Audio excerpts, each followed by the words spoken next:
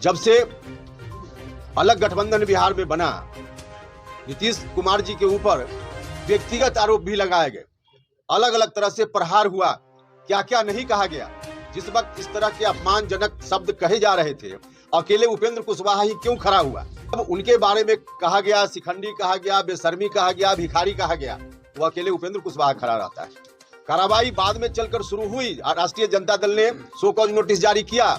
लेकिन अगर उपेंद्र कुशवाहा नहीं खड़ा हुआ होता तो शो कॉज नोटिस नहीं जारी हुआ होता। तो उपेंद्र कुशवाहा को काट दो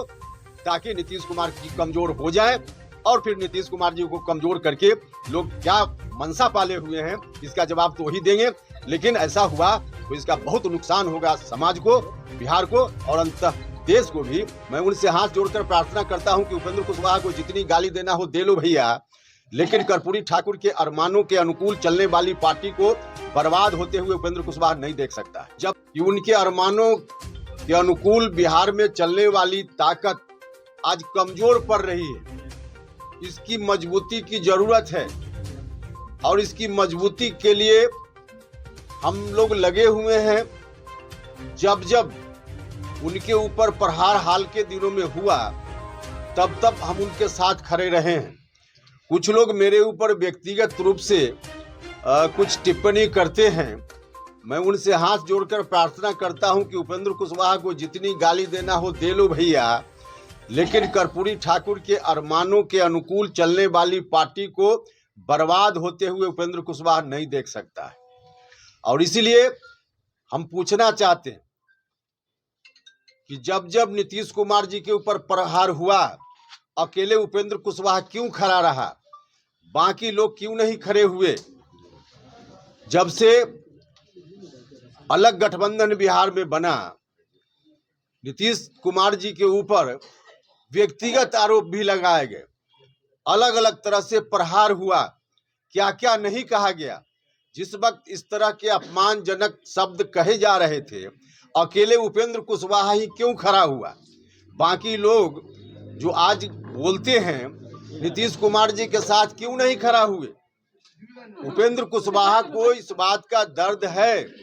कि नीतीश कुमार जी और उपेंद्र कुशवाहा एक ही परिवार का सदस्य है, तो उनके ऊपर कोई उस तरह से अपमानजनक व्यवहार करेगा, दुर्व्यवहार करेगा, तो उपेंद्र कुशवाहा का दर्द छलकेगा। और यही दर्द जब छलकता है तो कुछ लोग उपेंद्र कुशवाहा के ऊपर टिप्पणी करते हैं। जब उनके बारे में कहा गया, शिखंडी कहा गया, बेशर्मी कहा गया, भिखारी कहा गया, वो अकेले उपेंद्र कुशवाहा खड़ा रहता है, दूसरे लोग क्यों नहीं खड़ा होते? कार्रवाई बाद में चलकर शुरू हुई, राष्ट्रीय जनता दल ने शो कॉज नोटिस जारी किया, लेकिन अगर उपेंद्र कुशवाहा नहीं खड़ा हुआ होता तो शो कॉज नोटिस नहीं जारी हुआ होता। एक बार यह बात आ रही थी कि विलय हो जाएगा जनता दल यूनाइटेड का, किसी भी जनता दल यूनाइटेड के किसी नेता ने आवाज नहीं उठाई। लाखों हजारों हमारे कार्यकर्ता